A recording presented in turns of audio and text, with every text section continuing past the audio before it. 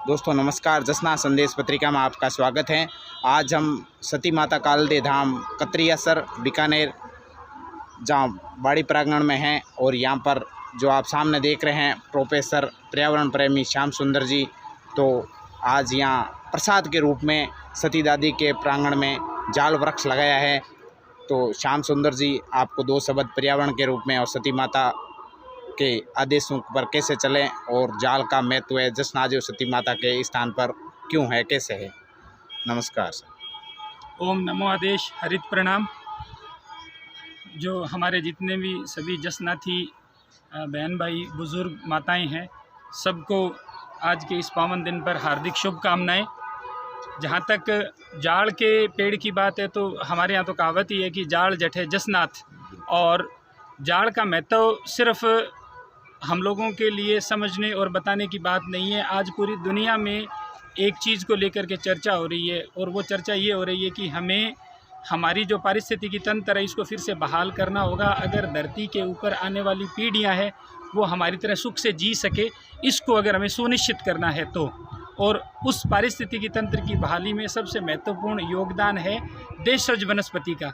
हमारे यहाँ इस पूरे पश्चिमी राजस्थान में जाड़ से महत्वपूर्ण कोई भी देशज वनस्पति नहीं है। और ये सिर्फ हमारे लिए महत्वपूर्ण नहीं है, यहाँ से लेकर के और अरब के रेगिस्तान तक आपको जाड़ और खेजड़ी मिलेगा। खेजड़ी को हम लोगों ने प्रोटेक्ट किया क्योंकि उसकी एक व्यावसायिक उपयोगिता रही है। जलाऊ लकड़ी के रूप में, उसके लूंग के रूप में, सांगरी के रूप में बरसों से हम उसका प्रयोग करते आए हैं। जाल का इस तरह से कोई प्रयोग न होने की वजह से जाल को लेकर के हम उतने संवेदनशील है नहीं जितना ज़रूरत है। लेकिन जाल का एक बहुत बड़ा महत्व है जो कि किसी भी पेड़ का नहीं है पूरे रेगिस्तान में, यहाँ से लेकर के और अरब तक। वो महत्व ये है कि यहाँ की मरुस्थल की जो जैव विविधता है उसको बनाए रखने में जाल ने सबसे महत्वपूर्ण भूमिका अदा की है। और उस जैव विविधता की वजह से ही ये मरुस्थल, इसकी तपती रेत हमारे बुजुर्गों के रहने योग्य बनी। आज तो हमारे पास में कूलर, पंखे, एसी आ गए, पहले ये सब नहीं था। तो जाड़ का महत्व बहुत महत्वपूर्ण है। जाड़ मरुस्थल की जो पूरा पारिस्थितिकी तंत्र है उसका केंद्र बिंदु है। और जसनाती होने के नाते हम सबका सबसे पहले कर्तव्य बनता है, इस रेगिस्तान के हर निवासी का कर्तव्य हमारा उनमें सबसे पहले है कि हम जाड़ की, खेजड़ी की रक्षा करें। क्योंकि खेजड़ी का सबसे बड़ा जो उसको लगाने वाला प्लांटर है वो हिरण है।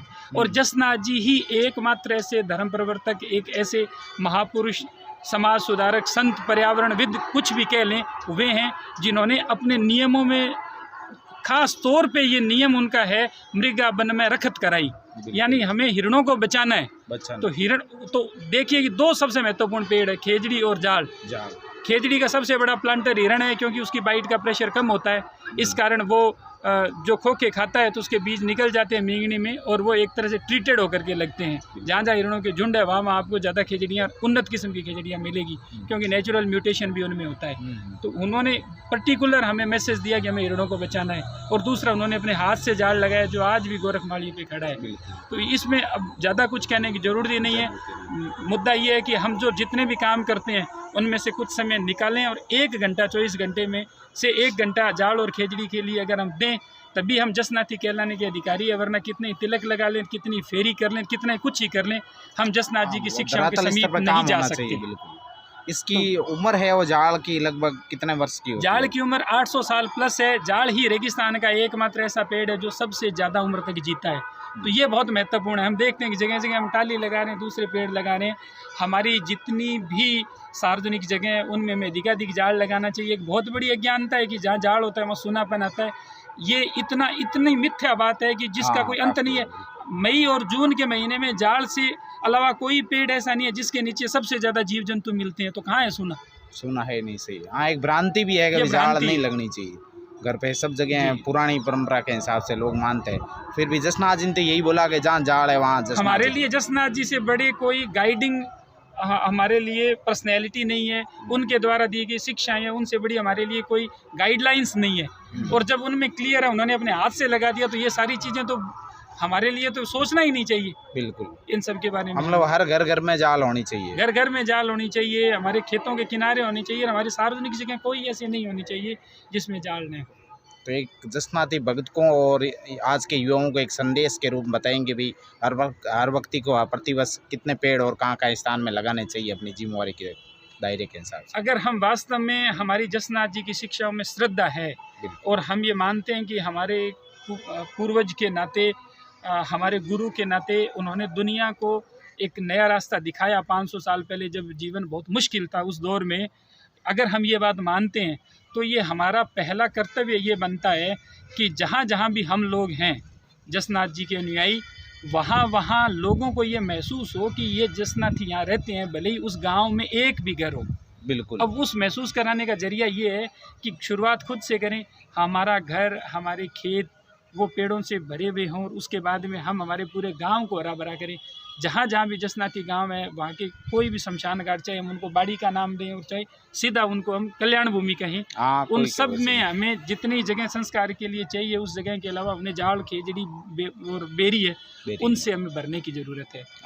नजर आना चाहिए उस गाँव में कि जाड़ वृक्ष है, इसका मतलब यहाँ जसनाथी है। हाँ जी, रोइडा है, उससे भरने की जरूरत है। रोइडे का फूल है, उसका जो नेक्टर होता है उसको पक्षी चूसते हैं, तो उसका भी बायोडाइवर्सिटी में बहुत महत्वपूर्ण योगदान है। फर्नीचर वैल्यू तो बहुत बाद की चीज़ है। बिल्कुल, मूल मुद्दा ये कि धरती बचेगी तभी तो फर्नीचर, गाड़ी, घोड़े, सब चीज़ें हैं, इनके ये काम आएंगे। हम मर ही जाएंगे तो फिर ये काम क्या आएंगे? काम चाहिए। तो जसनाती होने के नाते तो हमारा ये कि हम इस तरह से हरित क्रिया करें कि लोग कहें, हम नहीं कहेंगे हमने ये इतने पेड़ लगाए, लोग कहें कि भाई ये जसनाती है और इसलिए इनमें फ़र्क है।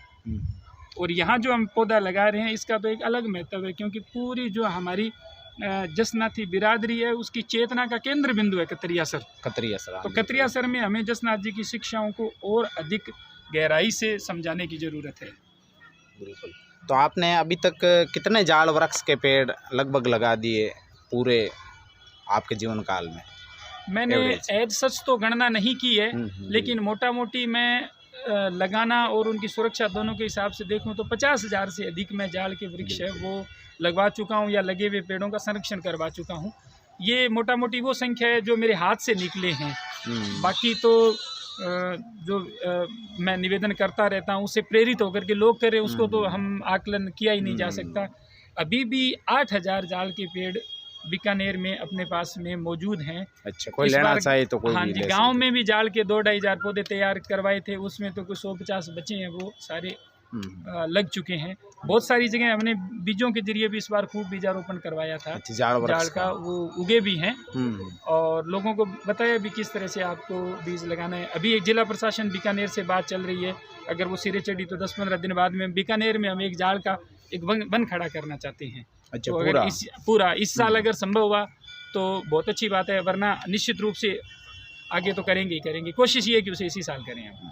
और इसी पवित्र भूमि में आपने प्रसाद के रूप में जाड़ वृक्ष भी 2 साल लगातार 2 साल या 3 साल वितरण किया था। हाँ, 3 साल हो गए। अब तो कोरोना की वजह से अभी 30 की आशंका के कारण यहाँ पुलिस प्रशासन ने अनुमति नहीं दी मेला के कारण, और नहीं तो इस साल भी श्याम सुंदर जी के सानिध्य में और भक्तों के सानिध्य में प्रसाद के रूप में यहाँ लगभग 5-6 हज़ार 10,000 वृक्ष वितरण हुए थे, जाल वृक्ष। तो 5,000 हाँ, 5-7 जाल थे, बाकी दूसरे थे। कुल मिला के बात करें तो पौधे 10,000 से ऊपर अब तक रूंग प्रसाद के रूप में हैं। तो सभी जो मुख्य धामों और बाड़ियों से सभी से निवेदन है कि जब भी बड़ा आयोजन हुए तो इस प्रकार से रूंग वितरण का कार्यक्रम श्याम सुंदर जी से आप संपर्क करके और ज़रूर इस कार्यक्रम को सफल बनाएं, और हर जगह जहाँ भी बड़ा आयोजन होता है वहाँ रूंग प्रसाद वितरण का कार्यक्रम जरूर रखें। बहुत बहुत धन्यवाद श्याम सुंदर जी। एक चीज़ और आपके माध्यम से, क्योंकि आपके चैनल के जरिए, पत्रिका के जरिए बात है वो हमारे बहुत बड़े स्तर के ऊपर बात जाती है हमारी बिरादरी में। इस बार तो कोरोना की वजह से फिर सरकारी रूप से प्रतिबंध है, हालांकि श्रद्धालु अपने हिसाब से आ रहे हैं। उम्मीद करते हैं कि अगले साल कोरोना की सिचुएशन सामान्य होगी, पहले की तरह ही मेले भरेंगे। तो मैं एक निवेदन करना चाहता हूँ आपके चैनल के माध्यम से कि जितने भी हमारे जसनाथी भाई हैं, जहाँ जहाँ हमारे धाम है, मेला भरता है, आप लोग, मैं मेरा नंबर आपको बता देता हूँ उस पर, वरना मेरा पेज है उस पर भी आप मैसेज छोड़ सकते हैं। आप दीपक जी को जसनाथ संदेश के जरिए भी मुझ तक बात पहुँचा सकते हैं। आप अपनी संख्या बता दें कि हमें रूंग प्रसाद में इतने जाड़ के पौधे चाहिए, इतने खेजड़ी के पौधे चाहिए, इतने सहजन के पौधे चाहिए। सहजन भी बहुत गुणकारी पौधा है, वंडर ट्री है जिसके बहुत सारे विटामिन और दूसरे फ़ायदे हैं। तो वो हम आपको निःशुल्क तैयार कर देंगे। आपको सिर्फ हमारी जो जन पौधशाला है वहाँ से लेके जाना होगा, उस ट्रांसपोर्ट का खर्चा सिर्फ आपका लगेगा। अच्छा। तो वो आप पहले ही हमें अगर फरवरी मार्च तक बता दें तो एक दो महीनों पहले आप जी सूचित आसोज कर का दें मेला या दूसरे जो तिथियों पे हमारे मेले भरते हैं अलग अलग दामों में, तो हम उतने पौधे अच्छी क्वालिटी के आपके लिए तैयार रखेंगे।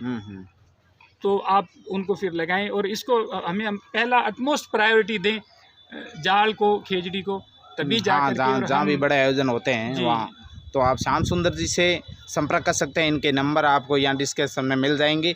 और आप पहले जो मेला का आयोजन होता है उसे 1-2 महीने पहले इनको सूचित कर दे, और लाने ले जाने का ट्रांसपोर्ट खर्चा आपका लगेगा और पेड़ का कोई पैसा नहीं लगेगा। श्याम सुंदर जी अपने आप यहाँ व्यवस्था करेंगे। तो श्याम सुंदर जी से एक लास्ट और अंतिम बात है कि आपके जो बड़ा अवार्ड है उसके संबंध में 2 शब्द बताएंगे जो मिलने जा रहा है। वो भूमि संरक्षण का दुनिया का सबसे बड़ा पुरस्कार है जो संयुक्त राष्ट्र संघ देता है, लैंड फॉर लाइफ अवार्ड। और इस बार दुनिया भर से 12 लोगों को उन्होंने शॉर्ट लिस्ट किया था और उस 12 में से किसी एक व्यक्ति का चयन उसके लिए करना था। भारत से उसमें 2 लोग थे, एक तो सदगुरु जग्गी वासुदेव जो रैली फॉर रिवर का एक अभियान दक्षिण भारत में चलाते हैं और उनकी करोड़ों की संख्या में फॉलोइंग है। भारत के अलावा दुनिया भर में ईशा फाउंडेशन के उनके आश्रम है। तो भारत से एक वो थे, एक मैं था, और बाकी दुनिया के दूसरे देशों से 10 लोग थे। तो उसमें से किसी एक व्यक्ति को उन्हें चुनना था। तो ये हमारा जो पूरा तबका है, हमारी किसान बिरादरी है, उन सब के सहयोग के बदौलत ही आज जो पारिवारिक वानिकी का विचार मैंने 15-17 साल पहले विकसित किया और उसके ज़रिए ये प्लांटेशन सबके सहयोग से करवा रहा हूँ, उसको उन्होंने गेम चेंजिंग आइडिया दुनिया के लिए मानते हुए उसको इस सर्वोच्च सम्मान के लिए चुना।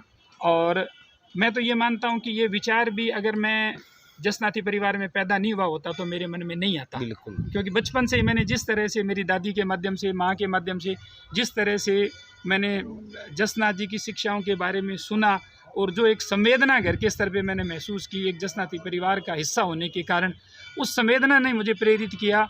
और फिर मैंने मेरी जो समाजशास्त्रीय थोड़ा बहुत मुझे समझ है उसको मैंने उस संवेदना के साथ में, उन हरित संस्कारों के साथ में जोड़ते हुए वो विचार विकसित किया और आज उस विचार को दुनिया के सबसे बड़े संगठन ने मान्यता दी है।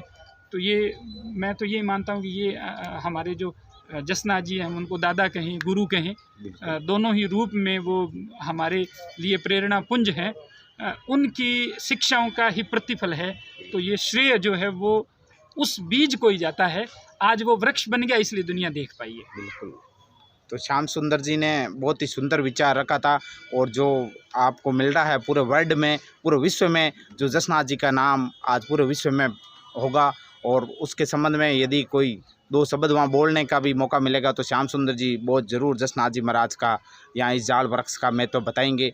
तो आज पूरे जसनाती समाज को, सिख समाज को गर्व होना चाहिए कि पूरे वर्ल्ड में और पूरे भारत में 2 व्यक्तियों का सिलेक्शन हुआ है, उसमें श्याम सुंदर जी अपने जसनाती संप्रदाय से हैं और पर्यावरण को लेकर के बहुत बड़ा काम कर रहे हैं। तो इसके लिए बहुत बहुत धन्यवाद और आपको जसनाथ संदेश पत्रिका में बहुत बहुत बधाई हो, धन्यवाद। आपने बहुत संक्षिप्त रूप से अपने शब्दों को विचारित किया। आपका भी शुक्रिया। मैं थोड़ा करेक्ट कर दूं कि उसमें एक ही व्यक्ति का चयन हुआ, वो 12 लोग तो शॉर्ट लिस्ट किए। अच्छा, 12 एक वो अवार्ड 2 साल में सिर्फ एक ही व्यक्ति या संस्था को मिलता है और पहली बार ऐसा हुआ है उस पुरस्कार के इतिहास में विश्व स्तर पे कि वो विचार के लिए पुरस्कार दिया जा रहा है। विचार के लिए तो ये जसनाथ जी की जो शिक्षाएं हैं, ये उनकी शक्ति है।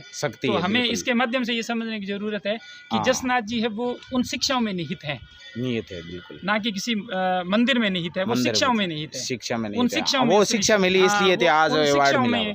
असली शक्ति है। हम इन मंदिरों में इसलिए आते हैं कि यहाँ आते हैं तो हमें एक भावनात्मक सुकून और जुड़ाव मिलता है। पर हम अगर मंदिर में आते हैं शिक्षाओं से नहीं जुड़े हुए हैं तो उसका कोई लाभ नहीं है। मेरा ऐसा मानना है, हो सकता है दूसरे अलग विचारों से असहमत हो, पर असल चीज़ अगर हम शिक्षाओं के साथ आते हैं तभी सार है। अगर हम वो शिक्षाएं नहीं ले रहे हैं तो धोख से अकेले से कुछ नहीं होने वाला। शिक्षा लेनी बहुत जरूरी है जी। बहुत बहुत धन्यवाद।